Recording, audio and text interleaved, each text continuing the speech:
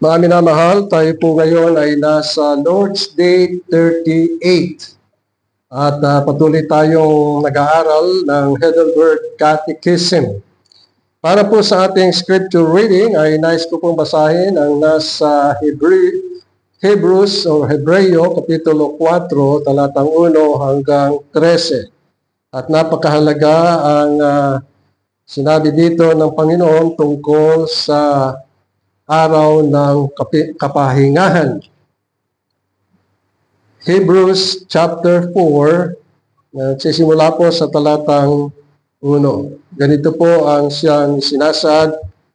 Kaya't habang nananatiling bukas ang pangakong makapasok sa kanyang kapahingahan, mag-iingat tayo na baka sino man sa inyo ay hindi makaabot doon sapagkat dumating sa atin ang magandang balita, gaya rin naman nila sa kanila, ngunit hindi nila pinakinabangan ang pangaral na narinig nila sapagkat hindi sila naging kalakip sa pamagitan ng pananampalataya ng mga taong nakarinig. Sapagkat tayong sumasampalataya ay pumapasok sa kapahingahan yun. Gaya ng sinasabi ng Diyos, gaya ng aking isinumpa sa aking pagkagalit. Sila'y hindi papasok sa aking kapahingahan. Bagaman ang mga gawa niya mula sa lang itatag ang sanlibutan ay natapos na. Sapagkat sa isang dako ay sinabi niya ang ganito tungkol sa ikapitong araw. At nagpahinga ang Diyos ng ikapitong araw sa lahat ng kanyang mga gawa. At sa dakong ito ay muling sinabi, sila'y hindi papasok sa aking kapahingahan, kaya't yamang nananatiling bukas para sa ilan upang makapasok doon at ang mga pinangaralan ng magandang balita ng una ay hindi nakapasok dahil sa pagsuway. Siya ay muling nagtakda ng isang araw ngayon na pagkatapos ng ilang panahon ay sinabi sa pamagitan ni David, gaya na sinabi ng una, ngayon kung marinig ninyo ang kanyang tinig, huwag ninyong papagmatigasin ang inyong mga puso, sapagkat kung sila ay nabigyan ni Josue ng kapahingahan, hindi na sana nagsalita ang Diyos tungkol sa ibang araw pagkatapos ng mga ito. Kaya't may natitirang pang isang pamamahingang Sabat para sa bayan ng Diyos, sapagkat ang pumasok sa kanyang kapahingahan ay magpapahinga rin sa kanyang mga gawa, gaya ng Diyos sa kanyang mga gawa. Kaya't magsikap tayong pumasok sa kapahingahan yun, upang huwag mabuwal ang sinuman sa pamagitan ng gayong halimbawa ng pagsuway. Sapagkat ang salita ng Diyos ay buhay, mabisa, at higit na matalas kaysa alinmang tabak na may 2 talim, at tumatagos hanggang sa paghihiwalayan ng kaluluwa at espiritu, ng mga kasukasuan at ng utak sa buto, at may kakayahang kumilala ng mga pag-iisip at mga hangarin ng puso. At walang nilalang na nakakubli sa harapan niya, kundi ang lahat ng mga bagay ay hubad at hayag sa mga mata niya na ating pagsusulitan. Hanggang doon lamang po ang pagbasa natin sa banal na kasulatan.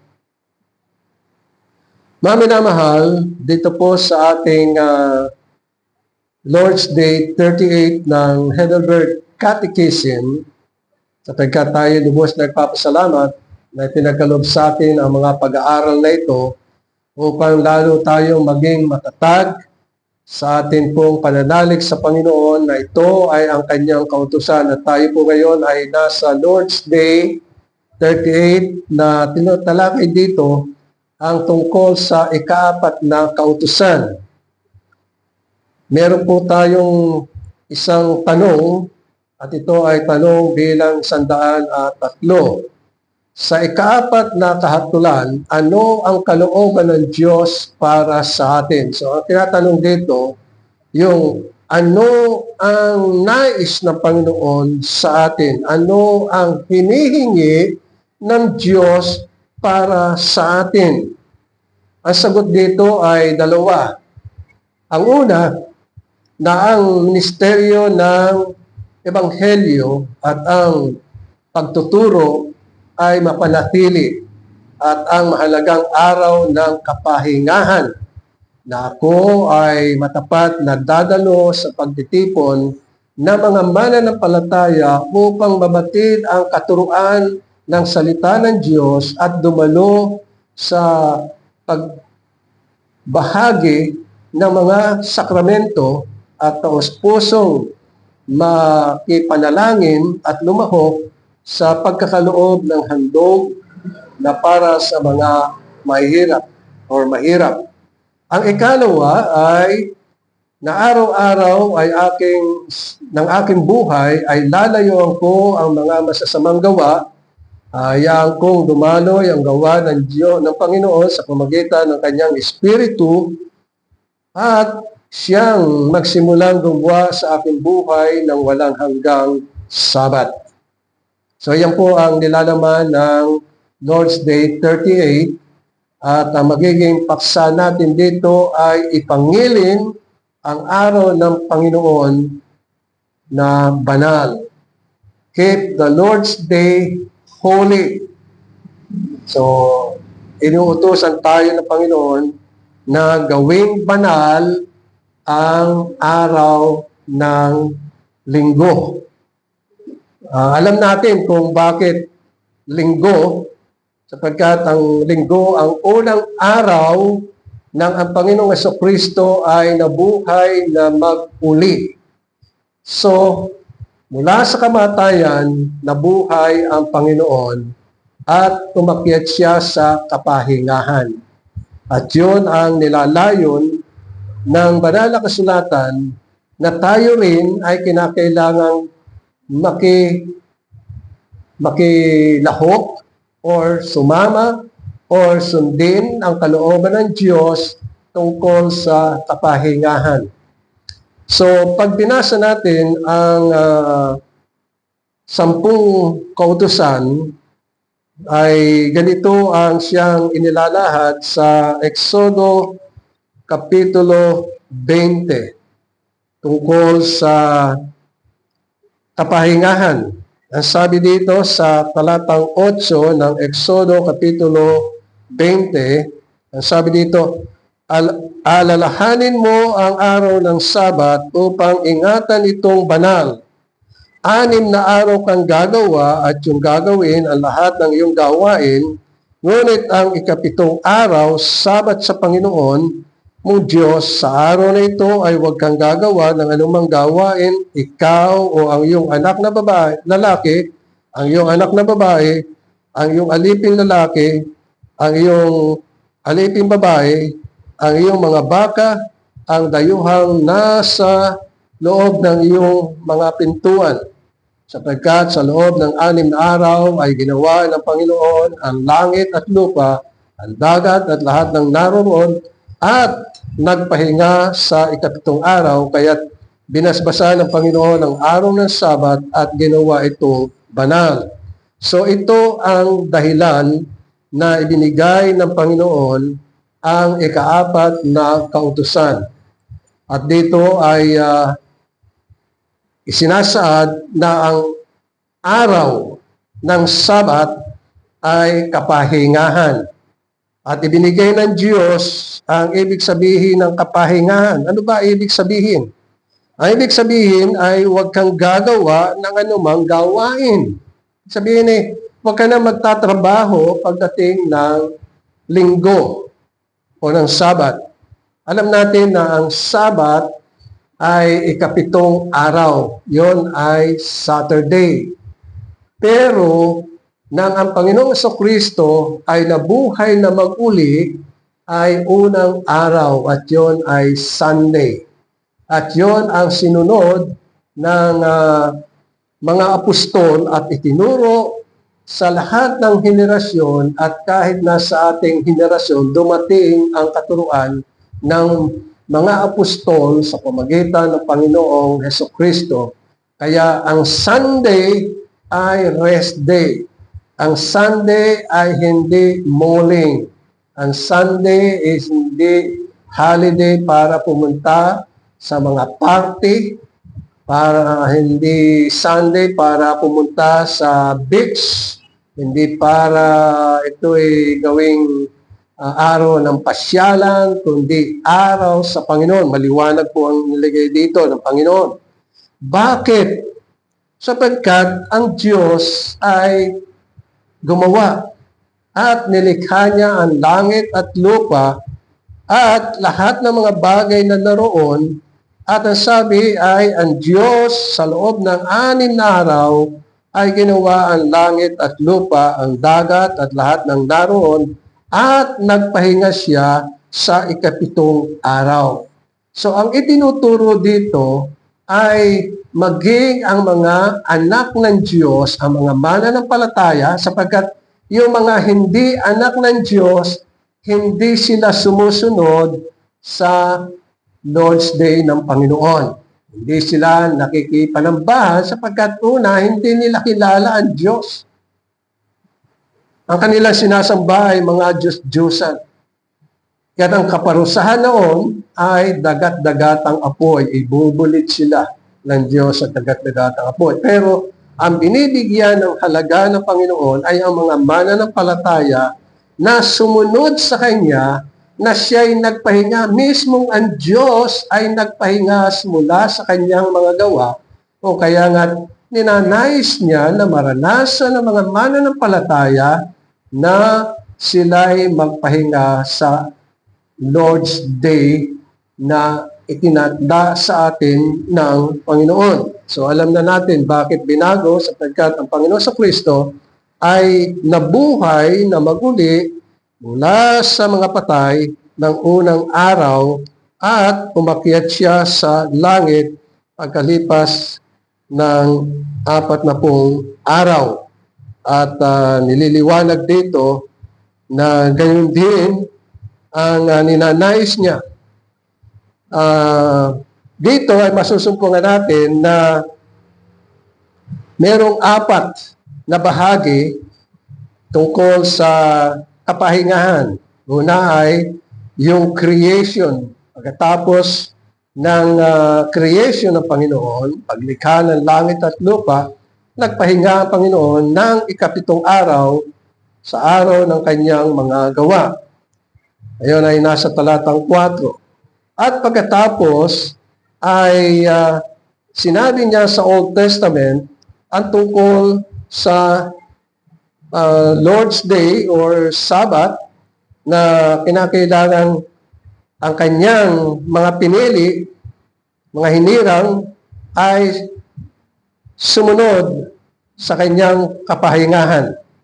At ito ay nasa verse 5 at 6. At ngayon ay sa talatang 7 dito sa Hebreo, kapitulo 4 hanggang 8, ito naman yung muling nagtakda ng araw ang Panginoon, na pagkatapos ng ilang panahon ay sinabi niya sa pamamagitan ni David, na gaya na sinabi ng una, ngayon kung marinig ninyo ang kanyang tinig, huwag ninyong papagmatigasin ang inyong mga puso, sapagkat kung sila ay nabigyan ni Josue ng kapahingaan, hindi sana nagsalita ang Diyos tungkol sa ibang araw pagkatapos ng mga ito. So dito, sa ating kapanahunan, ito ang tinatawag na Resurrection Sabbath o kapahingahan, na ang lahat ng mga nananampalataya ay dumako sa iglesia at makapanambahan, at sa araw na iyon ay kapahingahan na ibinigay ng Diyos. Ibig sabihin, sa mga mananampalataya ay tumulad sila sa Panginoon na nagpahinga, hindi na gumawa. Kaya maliwanag yung sinabi sa Old Testament ay huwag na magtatrabaho pagdating ng araw ng kapahingahan. Ito ay Lord's Day.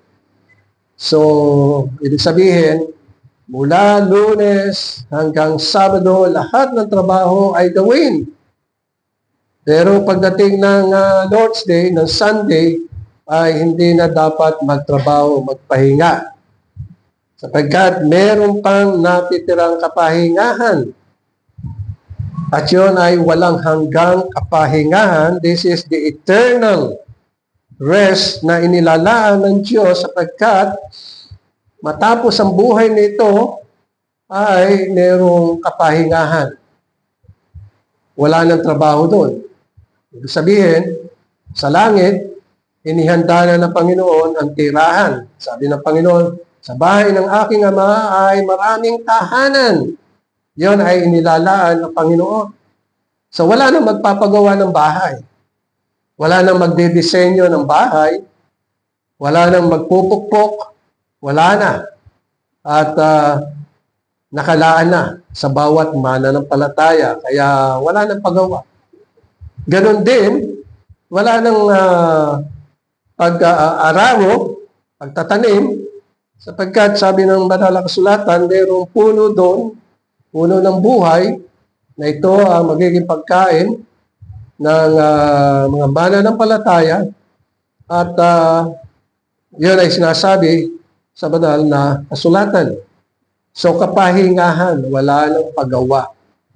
At yun ang nilalayo ng Panginoon sapagkat sabi sa talatang 9, dito sa Hebreo Kapitulo 4, kaya't may natitira pang isang pamamahingang Sabat para sa bayan ng Diyos. So, ang kapahingahan ay para sa bayan ng Diyos, hindi para sa lahat. Sa bayan ng Diyos.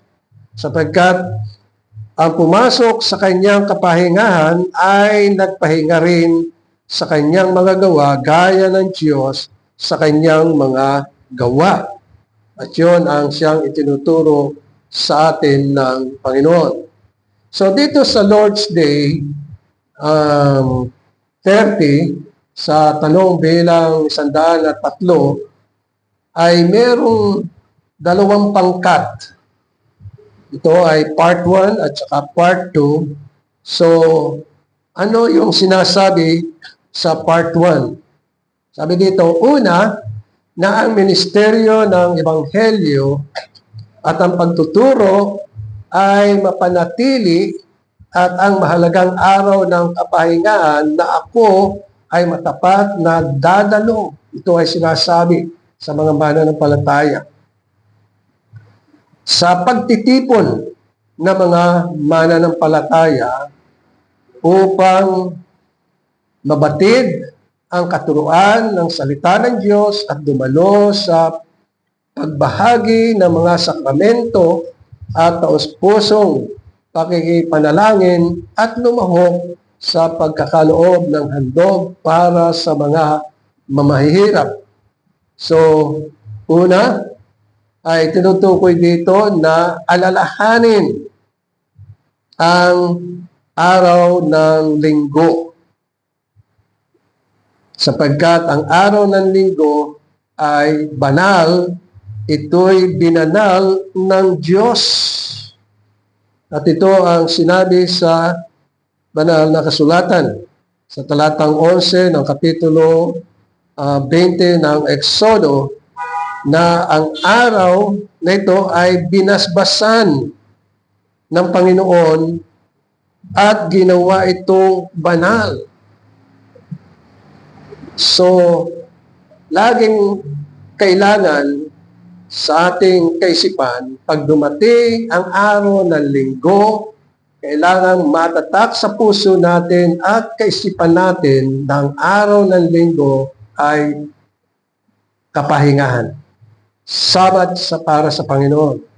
Ikalawa, kinakailangan na malaman natin na tayo'y hinihikayat ng banal na kasulatan ng Panginoon na dumalo sa mga pagtitipon ng mga mananampalataya.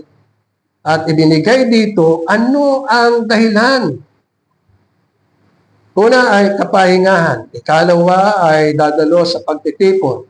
Pangatlo ay kinakailangan mabatid natin ang katuruan ng Diyos sapagkat ang salita ng Diyos ay nahayag at ipinangangaral at ang salita ng Diyos ay pagkain ng ating kaluluwa, hindi pagkain ng ating katawan, kundi ng ating kaluluwa.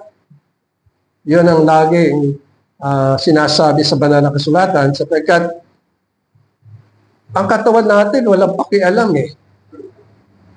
sa mga salita ng Panginoon. Ang nakikinabang sa salita ng Panginoon ay ang ating kaluluwa. Sapagkat ang salita ng Panginoon ay pagkain ng ating kaluluwa.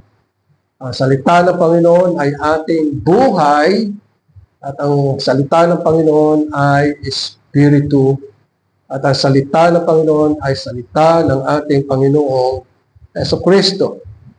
Kaya nga ito ang siyang isinasaad. At sa araw na ito, na Lord's Day, ito yung sinabi ng Panginoon nang siya ay mabuhay na maguli. At ito ay sinabi niya sa mga mananampalataya, lalo-lalo na kay Mary Magdalene, na noon ay unang nakakita sa Panginoon. At sabi sa John chapter 20 verse 17, sa John chapter 20 verse 17 ay sinabi sa kanya ni Jesus, "Huwag mo akong hawakan sapagkat hindi pa ako nakakaakyat sa Ama, ngunit pumunta ka sa aking mga kapatid at sabihin mo sa kanila, aakyat ako sa aking Ama na inyong Ama, sa aking Diyos na inyong Diyos." Yun ang binanggit ng ating Panginoon. Bakit ating Ama? Sapagkat tayo ay kinukup ng ating Panginoon Diyos sa pamagitan ng Panginoong Jesucristo. O kaya nga, yung Diyos at Ama ng ating Panginoong Jesucristo ay ating Ama. Kaya sabi niya, aakyat ako sa aking Ama at inyong Ama. So, sino ang Ama ng mga mananampalataya? Ang Ama ng ating Panginoong Jesucristo. At sabi niya, sa aking Diyos at inyong Diyos. Sino ang Diyos ng ating Panginoong Jesucristo? Ay Diyos natin. Ang Diyos niya ay nasa langit at ang Diyos niya ay ating Diyos. Ito yung sinabi ng Panginoon. So, ipinaliliwanag dito yung tipan na ang ating Diyos ay nasa langit at gayon din ay tayo ang kanyang mga anak, mga mananampalataya. At ang unang bahagi na kinakailangang mabatid ng mga mananampalataya ay bahagi na ito ang moral o ibig sabihin ito ang dapat na maging ugali at asal at mga gawa ng mga mananampalataya na patuloy ang pananambahan hanggat meron tayong tinatamasang kalayaan. Kasi sa Pilipinas, sa ating dito, malaya tayong nagkakatipon-tipon upang manambahan. At baka maya-maya, dahil sa kasamaan, ay pigilan ang ating mga pananambahan. Kaya dapat ay sinasamantala natin upang sa mga pagtitipong ito at pagsasama-sama ng mga banal, ay mapag-aralan natin ang mga salita ng Diyos na siyang pagkain ng ating kaluluwa. At ito ang layunin na magtipon ng mga banal upang ilaan ang pananambahan sa Espiritu at sa katotohanan. Kasi ang mga mananampalataya lamang ang maaaring manambahan sa Espiritu ng Diyos. Sapagkat ang Diyos ay Espiritu at ang mga mananampalataya ay ipinanganak sa Espiritu, o kaya nga yung ating Espiritu ay nakakapanambahan sa Espiritu ng Diyos. Merong kaugnayan. Ang Diyos ay malayang makipag-usap sa atin sa ating Espiritu. At nasasamba natin ang Diyos sa ating Espiritu sapagkat siya ay Espiritu.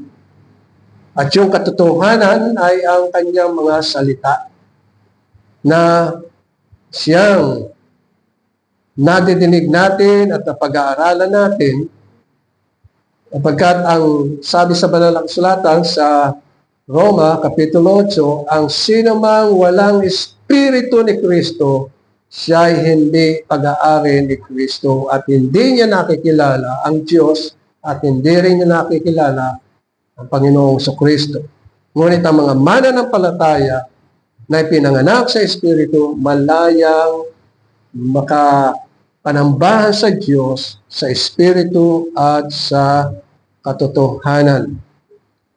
At ang layunin ay upang ang mga mananampalataya ay mamuhay ng nararapat ayon sa kalooban ng Diyos, mapahayag ang katotohanan, mapatibay ang kanilang pananampalataya, sapagkat ang pananampalataya ay kaloob ng Diyos at ito'y hindi pinagkaloob sa lahat ng tao, kundi sa mga mananampalataya lamang. At ang mga mananampalataya ay tinatakan ng banal na Espiritu. Ibig sabihin, sila ay mga pag-aari ng Diyos. At ang layunin ay upang lumago sa biyaya. Ang Diyos ay sagana sa biyaya. Yung tayo ay makadalo dito, biyaya ng Diyos yun ay binigay sa atin. Yung tayo ay iniingatan ng Panginoon, pinagpapala niya, yun ay biyaya ng Diyos sa atin. Yung ang sambahayan ay nagkakasama-sama, may kapayapaan, may kagalakan, may katuwang sa isang sambahayan, yun ay biyaya ng Diyos. Yung tayo ay lumago sa kanyang salita, biyaya yun ng Diyos. Yun ang sinasabi ni Pablo tungkol sa paglago sa biyaya. Kaya mithi ni Pablo na makilala niya ng sagana ang Panginoong Hesukristo. Bagamat ang Panginoong Hesukristo ay nagpahayag sa kanya, pero sabi ni Pablo, hindi sapat yun. Kailangan niya na makilala ang Panginoong Hesukristo at ang kanyang pagkabuhay. That I may know Him and the power of His resurrection and the fellowship of His suffering. Kaya tayo, mga minamahal, ay nag-aaral tungkol dito para tayo ay tumibay at maging daan ang pananambahan upang tayo ay lumago sa pagkakilala natin sa Diyos sa pamagitan ng ating Panginoong Hesukristo. Sabi ng Panginoon sa isang alagad, kung ako ay yung nakikilala at nababatid, ay kilala mo rin ang Ama. Sapagkat kung nakita mo ako, nakita mo rin ang Ama. Doon ay napapahayag yung mga katangian na siyang nilalayon ng Panginoon sa buhay ng isang mananampalataya. Sapagkat sa ating pagkakaisa ay iisa lang ang ating itinuturo. Yung tungkol sa ating Panginoong Hesukristo na manambahan sa Kanya sa walang hanggan, magpasalamat sa Kanya sa walang hanggan at magpuri sa Kanya dahil lang sa ginawa niya sa ating buhay na tayo ay tinubos, ipinatawad yung ating mga kasalanan, nilinis yung ating mga pamumuhay, kaya ang sino man na kay Kristo Jesus, bagong nilalang, wala ng kasalanan, wala ng bagay na kinamumuhian ng Diyos sa atin, kundi tayo ay lubusang iniibig ng Panginoon. Ang ikalawa ay tungkol sa bahagi na sinabi dito sa Lord's Day na araw-araw ng aking buhay ay lalayuan ko ang mga masasamang gawa. Hahayaan kong dumaloy ang gawa ng Panginoon sa pamamagitan ng kanyang Espiritu at siyang nagpasimula ng gawa sa aking buhay na walang hanggang sabat. So dito tinalaga ng Panginoon na ang mga mananampalataya ay nilinis. Ang lahat ng kanyang mga kasalanan ay nilinis. Kaya nilinis ay sapagkat inako ng ating Panginoong Kristo yung ating kasalanan. Ang iyong kasalanan at ang aking kasalanan ay inako ng Panginoon daw sa krus sa Kalbaryo at siya na ang dumanas ng kaparusahan ng kamatayan. Kasi sabi sa banal na kasulatan, ang kabayaran ng kasalanan ay kamatayan. So kamatayan para sa atin. Ngunit dahilan sa pag-ibig ng Diyos sa atin, ay ibinigay sa atin ng Panginoon, Jesucristo. Siya ang mamamatay para sa atin. O kaya nga namatay ang Panginoon para sa atin. Yung kaparusahan para sa ating kamatayan ay inako na ng ating Panginoong sa Kristo. O kaya nga tayo'y malinis, banal sa harapan ng Panginoon. Inirestore ng Panginoon ang ating buhay ayon sa kabanalan, ayon sa pamumuhay na matuwid. Kaya nga dito sa ikalawa, ang sabi dito, na sa aking buhay ay lalayuan ko na ang mga masasamang gawa. Sapagkat nilinis na tayo, banal na tayo sa harapan ng Panginoon. Kung kaya nga kailangan lumagad tayo ng may katwiran, righteousness. We are righteous because of what Jesus Christ did on the cross. Doon sa krus sa Kalbaryo. We are righteous. Kaya pag tayo'y humarap sa ating Ama na nasa langit, tayo ay banal. We are righteous not because of ourselves, not because of our work, hindi, kundi because of the Lord Jesus Christ's work on the cross. Siya mismo ang umako ng ating mga kasalanan. Kaya tayo bilang mga mananampalataya ay pinagkalooban ng kanyang banal na Espiritu sapagkat kung sa ating namang sarili, wala tayong magagawa. Tayo ay nilalang mula sa alabok. So ang alabok, walang kakayahan, walang kapangyarihan, wala. Walang-wala. Ngunit, dahil sa pag-ibig ng Diyos sa atin, ibinigay ang kanyang buktong na anak. Ibinigay sa atin ang kanyang banal na Espiritu. At hayaang dumaloy ang gawa ng Panginoon sa pamamagitan ng kanyang banal na Espiritu. Pag sinabing tayo ang templo ng banal na Espiritu, ibig sabihin, ang buong kapuspusan ng Diyos ay sumasa ating puso. Buong kapuspusan. Ang Ama, sumasa atin. Ang Anak, sumasa atin. Ang banal na Espiritu ay sumasa atin. Kaya nga tayo ay kinakailangan na lumalakad ng may kabanalan, matuwid sa kanyang harapan, at hinahayaan nating dumaloy ang mga gawa ng Panginoon sa ating buhay sa pamamagitan ng kanyang banal na Espiritu. sapagkat ang Diyos ay nagsimulang gumawa sa atin. At ang gawang iyon ay buhay na walang hanggan at ito ay tungo sa walang hanggang kapanahunan. O kaya nga, ito ang siyang inaatas ng Panginoon.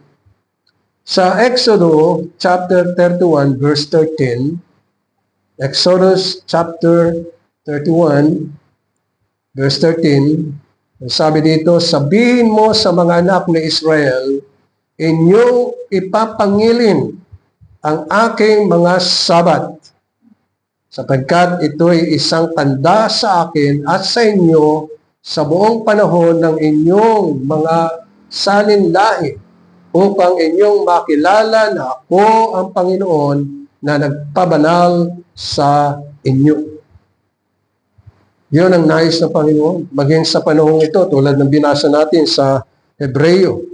Sapagkat sabi dito ay siya ay muling nagtakda ng isang araw ngayon na pagkatapos ng ilang panahon na sinabi sa pamagitan ni David, gaya ng sinabi ng una, ngayon, kung marinig ninyo ang kanyang tinig, huwag ninyong papagmatigasin ang inyong mga puso. At kung sila ay nabigyan ni Josue ng kapahingahan, ay hindi na sana nagsalita ang Diyos tungkol sa ibang araw pagkatapos ng mga ito. So dito ay tinutukoy ang tungkol sa Sabat, araw ng Sabat. At sa Ezekiel, Kapitulo 20, talatang 12, Ezekiel, Kapitulo 20, talatang 12, ang sabi dito, bukod dito, ibinigay ko rin naman sa kanila ang aking sabat bilang isang tanda sa pagitan ko at nila upang kanilang malaman na ako ang Panginoon na nagpapabanal sa kanila. Ibig sabihin ng Diyos, pag tayo ay dadalo ng gawain, na ito ay tinakda niya ngayon, gawain ito. Habang tayo ay nag-aaral at nakikinig ng kanyang mga salita, ay pinababanal tayo sapagkat ang salita at tubig at kapangyarihan ng banal na Espiritu ay nasa kanyang salita. At binabanal tayo ng Panginoon. Ito ang sinabi. Sabi niya, upang kanilang malaman na ako ang Panginoon na nagpapabanal sa kanila. Kaya kinakailangan alalahanin ang araw ng pagtitipon ng mga banal. So ang Lord's Day ay araw ng mga banal. Ang linggo ay araw ng mga banal para magkatipon-tipon at lumago sa paglilingkod sa salita ng Panginoon at sa mga gawain. Kaya ang mga mananampalataya ay kinakailangang magpuri, magpasalamat sa kanyang kabutihan, sa kanyang kahabagan at pag-ibig. Ito ang pangako ng Panginoon. Sabi sa Mateo, Kapitulo 18, talatang 19 at 20, ang sabi dito, sinasabi ko rin naman sa inyo na kapag nagkasundo ang dalawa sa inyo sa lupa tungkol sa anumang bagay na kanilang hinihiling, ay gagawin para sa kanila ng aking Ama na nasa langit, sapagkat kung saan nagkakatipon ang dalawa o tatlo sa aking pangalan, ay naroroon ako sa gitna nila. Kaya tayo nananalig at naniniwala na bagamat tayo ay iilan, gayon pa man ang kanyang banal na Espiritu ay sumasa atin, pumapatnubay, sapagkat sa pamagitan noon, tayo ay pinagpapala upang lumago sa kanyang mga salita. So ano magiging response natin dito sa ikaapat na Lord's Day? Ito ay Lord's Day 30. Una, ito ang magiging tugon natin.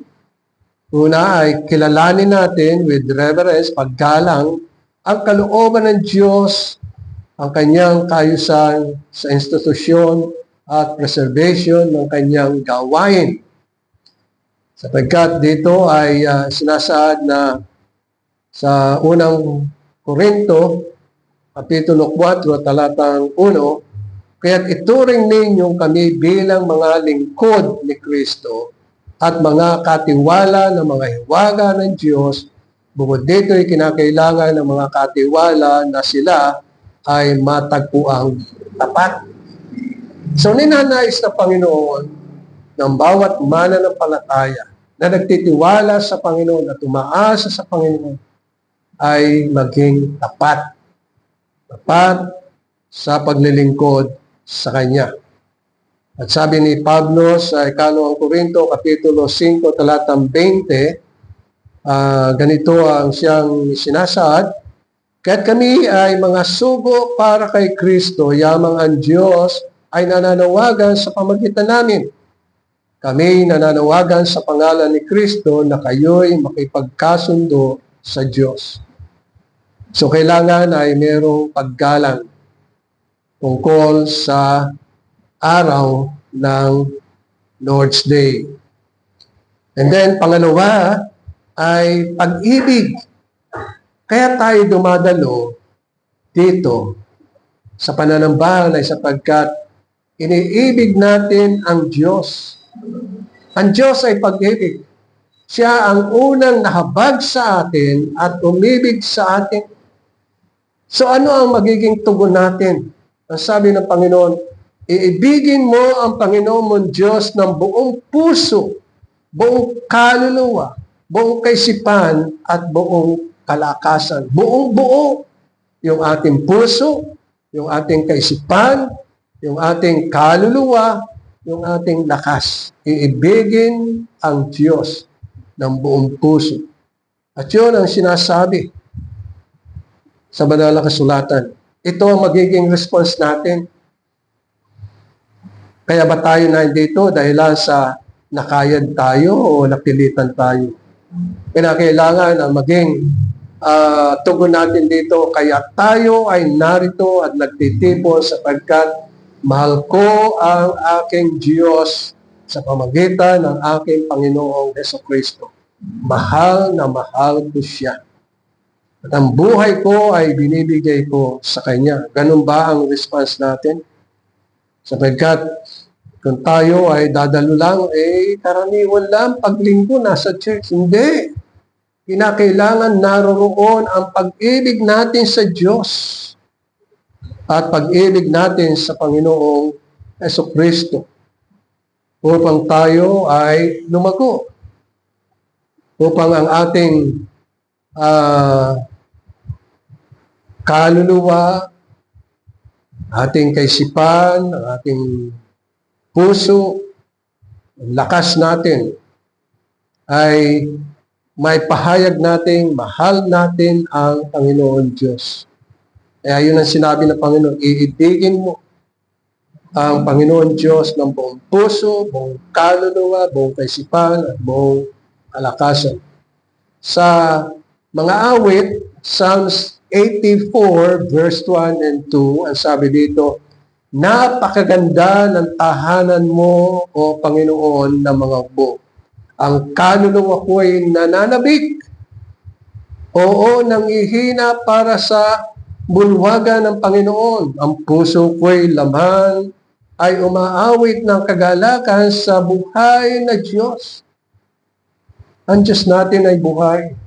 Nababatid niya lahat ng mga bagay. O kaya nga pagdating ng Sabat, ay kinasasabikan natin ito. At pagdating natin doon, nangihina tayo sapagkat ang Panginoon ay naroon. Sa mga awit, 122, Psalms 122, verse 1 and 2, ang sabi dito, ako'y natutuwa ng kanilang sabihin sa akin, tayo na sa bahay ng Panginoon. There must be a joy bubbling in our hearts to go to the church and to worship the Lord in spirit and in truth. Kaya sabi sa verse 2, ang aking mga paa o ang mga paa natin ay nakatayo sa loob ng mga pintuan o Jerusalem. Alam niyo, ang isang bagay na nakakaasam-asam, nakakapanabik, yun tayo ay nasa loob ng kaharian ng Diyos. Naasam-asam natin yun. Nakatayo tayo doon na nagpapahayag ng ating pag-ibig, pananabik sa Panginoon, na madinig natin ang kanyang tinig na magbibigay lakas sa ating kaluluwa. Pagintulong sa bawat isa sa atin. Pangatlo ay yung pagsunod. Kailangan ay sumunod tayo. Tulad na sinasabi dito, sabi sa talatang 9 ng Hebreo, Kapitulo 4, kaya't may natitira pang isang pamamahingang Sabat para sa bayan ng Diyos, sapagkat ang pumasok sa kanyang kapahingahan ay nagpahinga rin sa kanyang mga gawa, gaya ng Diyos sa kanyang mga gawa. So pagsunod, mahalaga ito. Tulad na sinasabi sa Hebreo Kapitulo 12, talatang 1. Hebrews chapter 12, verse 1. Kaya sabi dito, kaya't yamang napapalibutan tayo ng gayong kakapal na bilang ng mga saksi o mga mananampalataya. Itabi natin ang bawat bigat at ang pagkakasalang madaling bumitag sa atin at tumakbo tayong may pagtitiis sa takbuhing iniligay sa harapan natin. At sabi sa verse 2, pagmasdan natin si Jesus na siyang nagtatag at nagpasakdal ng ating pananampalataya. So ang Panginoon ang siyang nagtatag ng pananampalataya sa atin. It's a gift to us. At nagpasakdal sa ating pananampalataya na dahil sa kagalakang iniligay sa kanyang harapan ay tiniis niya ang krus. Hindi inilantana ang kahihiyan at siya'y umupo sa kanan ng trono ng Diyos. Maraming sakit ang dinanas ng ating Panginoon. Tiniis niya ang lahat ng hirap doon sa krus. Hindi niya inalintana yung kahihiyan. Pero mo, nakapako siya. Lahat ng paningin, lahat ng tao ay nakamasid sa kanya. Hindi siya nahihiya. Sapagkat ang kanyang ginawa ay kaligtasan ng ating kaluluwa. Na tayo ay maging mga anak ng Diyos. Hindi siya nahihiya sapagkat tayo ay mga kinukop ng Diyos sa pamagitan niya. O kaya nga, ay tayo ay magpasalamat. Ikaapat, we have to give gratitude to our God who loves us, who in His rich mercy and great love us forever and ever. Walang hanggan ang kanyang ginawa sa atin. Kaya tayo kinakailangan magpasalamat sa Panginoon. Habang tayo ay narito at tuwing tayo ay pupunta rito, magpasalamat tayo sa Diyos dahilan sa kanyang ginawa sa atin. Sa loob ng isang linggo, sinubaybayan niya tayo, iningatan niya tayo. Sa loob ng isang linggo, siya ay naging matapat sa atin. Pinagkaloob niya sa atin ang mga pangailangan natin. Kayo ba, pag nakita niyo ang pagkain sa harapan ng mesa, sa hapagkainan, nakikita niyo ba kung paano na ang Diyos ay napakabuti upang palakasin ang ating mga katawan at tugunin ang ating mga pangailangan sa ating katawan? Magpasalamat tayo sa ating Diyos at Ama sa pamamagitan ng ating Panginoong Kristo na siya nagligtas sa atin at tumubos sa atin mula sa kahatulan at mula sa kamatayan. Tunay na tayo ay magpasalamat. Yan ang dahilan kung bakit tayo ay nagkakatipon-tipon upang sambahin ang Panginoon at ipahiwatig sa Kanya Tayo nagpapasalamat sa kaligtasan na ibinigay niya sa atin sa pamamagitan ng Panginoong Kristo at buhay na walang hanggan, na tayo makasama niya sa kanyang kaharian magpakailanman at magpakailanman at magpakailanman. Amen. Maraming salamat, Panginoon, sa iyong mga salita. Tunay na ito ay yung patuloy na pagpalain sa amin at kami maging natapat sa pagdalo ng mga gawain. Ito po ang aming dalangin sa matamis na pangalan ni Jesus. Amen.